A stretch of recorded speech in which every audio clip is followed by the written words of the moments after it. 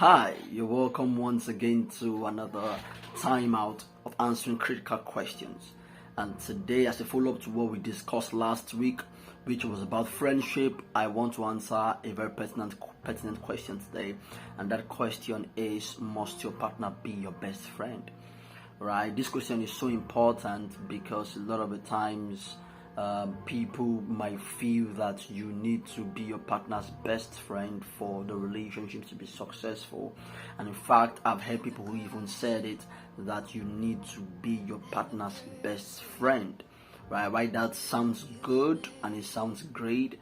It is not the absolute truth. Okay, now I'm not against people being best friends, and I see a lot of people carry that tags of bestie, and sometimes it could be intimidating to people whose partners are not their besties. Okay, so I want to really say and point out that your partner doesn't have to be your bestie, doesn't have to be your best friend for you to have a successful relationship. While friendship is the foundation for having a successful relationship, there are many other factors that contribute. And remember, our point was friendship, not best friendships. So you need to be your partner's friend, not necessarily their best friend. Okay, it is also healthy if you have your best friend and they have their best friends, but you are both friends. Friendship is a major factor and the major ingredient that is important, not necessarily being your best friends. Okay, because friendship in itself is a construct. Relationship, intimate relationship, marriage is another construct. Okay, so we shouldn't mix it both. Why one factor with friendship is important in making another construct, marriage work or relationship work, it doesn't necessarily mean that the two are now the same.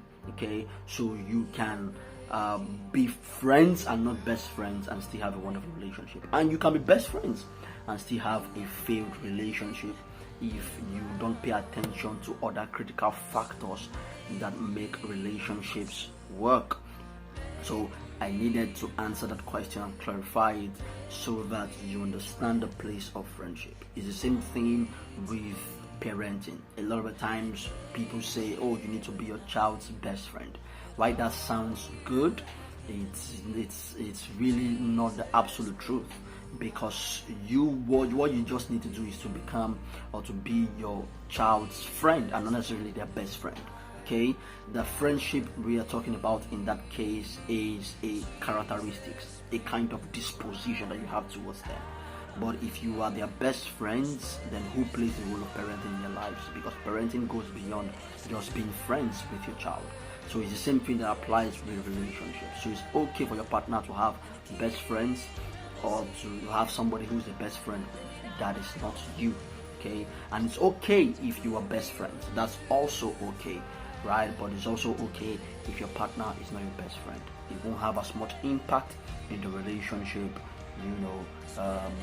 like other factors might. So it is very important that we pay attention to that.